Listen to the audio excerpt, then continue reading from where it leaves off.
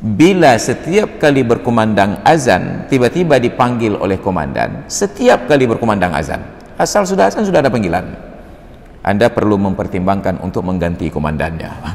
Nah, kenapa? Ada yang salah pada komandan. Seulang pertanyaan yang sama yang ketiga kali, tidak ada yang menjawab lagi. Nah, kenapa? Karena komandannya ada di depan.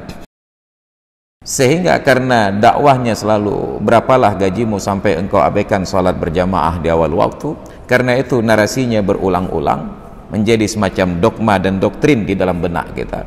Banyak orang yang merasa berdosa, bukan berdosa, merasa berdosa ketika azan berkumandang dia tidak datang ke masjid.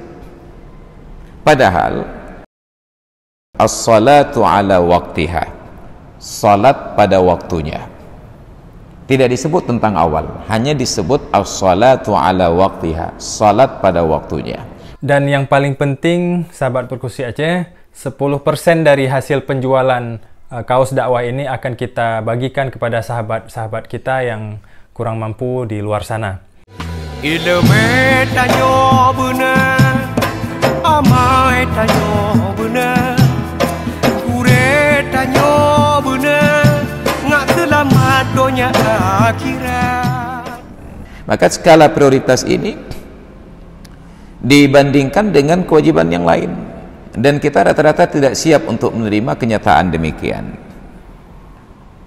Suatu ketika sekitar 2 tahun yang lalu saya diundang menyampaikan ceramah Isra Mi'raj di Masjid Al-Mawaddah, Kodam Iskandar Muda. Hadirlah Pangdam, Kasdam waktu itu Pak Daniel Khardin, kemudian Dandim waktu itu Kolonel Hasan Dilubis, dan juga prajurit-prajurit TNI Kodam Iskandar Muda. Karena momentumnya Isra Mi'raj, saya berbicara tentang kewajiban salat dan fardu salat. Inna salata kanat 'alal mu'minina kitaban mawquta. Sesungguhnya salat itu terhadap orang beriman adalah kewajiban yang sudah diatur waktunya, ada awal ada akhir. Dalam hadis riwayat dari Abdullah bin Mas'ud, beliau bertanya kepada Nabi, "Ya Rasulullah, ayyu amalin afdal?" Pekerjaan apa yang paling utama? Ada 3 yang dijawab oleh Nabi. Yang pertama, Allahumma salli ala Muhammad, as-salatu ala waktiha, salat pada waktunya. Tidak disebut tentang awal, hanya disebut as-salatu ala waktiha, salat pada waktunya. Maka nanti dalam penjelasan hadis ini para ulama katakan, man adda salata baina awwali waqtiha wa qabla akhiri waqtiha faqad adda salata ala waqtiha al-mahdud. Barang siapa yang menunaikan salat sejak dari awal waktunya sampai sebelum berakhir waktunya, maka sungguh dia telah menyelesaikan, telah melaksanakan salat pada waktunya yang telah ditentukan. Misalnya salat Isya, nanti masuk waktunya pada jam 19.55 menit, kalau tidak salah. Salat Isya 19.57 menit. Masuk waktu subuh jam 5.31 menit, jam setengah 6. Mungkin ada di antara kita entah karena lelah sepanjang hari beraktivitas, selesai sholat maghrib di rumah, tidur-tiduran sampai berakhir dengan tidur beneran. Terbangun jam 5. Jam 5 itu masih ada waktu sholat Isya setengah jam lagi, sampai 5.31. Dia sholat Isya pada jam 5:15 menit. Faqad adda salata ala waqtiha al-mahdud. Dia masih salat pada waktu yang ditentukan. Hanya tidak berjamaah, tidak di awal waktu. Tapi pertanyaannya, apakah salat Isya pada jam 5:15 menit dalam kasus kita sekarang ini, ketika waktu subuh berkumandang azan terbit fajar pada jam 5:31 menit, apakah salat Isya pada jam 5:15 itu berdosa? Tidak, karena dia masih salat Isya di dalam waktunya. Ini yang sebagian kita melupakannya. Sehingga karena dakwahnya selalu berapalah gajimu sampai engkau abaikan sholat berjamaah di awal waktu, karena itu narasinya berulang-ulang menjadi semacam dogma dan doktrin di dalam benak kita. Banyak orang yang merasa berdosa, bukan berdosa, merasa berdosa ketika azan berkumandang dia tidak datang ke masjid. Padahal saat itu ada kewajiban lain yang tidak bisa ditunda. Kita membenturkan, berapalah gajimu untuk pekerjaan itu sampai engkau tunda sholat dari awal waktunya. Maka ketika sedang berceramah di Masjid Al-Mawaddah ini, saya bertanya ke jemaah yang hadir. Jemaah itu bahasa Arab, audiens bahasa Inggris. Bapak-bapak tentara ini, ketika azan berkumandang misalnya, tiba-tiba ada panggilan dari komandan, Anda ke masjid dulu untuk salat karena azan, atau ke ruangan komandan dulu karena dipanggil?